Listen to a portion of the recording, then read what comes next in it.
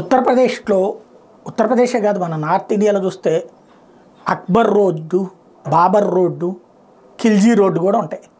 ఈ దేశం మీదకి దండయాత్ర చేసి ఈ దేశ ప్రజల ప్రాణాలు తీసి మన శవాల మీద దాడులు చేసినటువంటి దుర్మార్గులు, మన దేశాన్ని ఆక్రమించుకున్నటువంటి రాక్షసుల పేర్లు మన దేశంలోనే పెట్టి, మన ఊళ్ళకే పెట్టి, మన ప్రాంతానికి పెట్టి, మన రోడ్లకే పెట్టి, అరే మిమ్మల్ని ఓడించినటువంటి వాళ్ళు మీరు వెదవలరా అని చెప్పినటువంటి బ్రిటిష్ ఓడి తరహా తెలివితేటలు మనం అర్థం చేసుకోలేకపోవడం మన మూర్ఖత్వం. ఆ రోడ్డు పేరు విన్నప్పుడు వాడి గురించి చరిత్రలో మనం చెప్పేటువంటి పాఠాల్లో వాడు వీరుడు ఈ దేశం మీదకి వచ్చి విజయం సాధించాడని రాశారంటే ఈ దేశానికి చరిత్ర ఎంత దరిద్రంగా అన్వయించబడింది అన్నట్టు తెలుస్తుంది.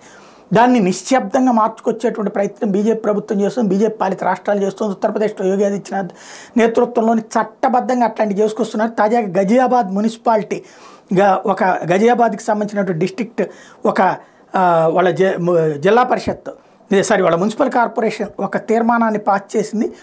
గజియాబాద్ పేరు మార్చాలని, తాజాగా గజానగర్ అనేటువంటి పేరు కానీ హమందీ నగర్ అన్నటువంటి పేరు కానీ పెట్టాలన్నటువంటి తీర్మానం చేశారు. అది యోగి ఆదిత్యనాథ్కి అప్పచెప్పారు. యోగి ఆదిత్యనాథ్ ఇట్లాంటి నిశ్శబ్దంగా అక్కడ అనేక పేర్లు ప్రయాగరాజ్ అని పెట్టడం కానీ ఇట్లాంటివన్నీ కూడా యోగి ఆదిత్యనాథ్ కూల్గా చేసుకెళ్తున్నారు.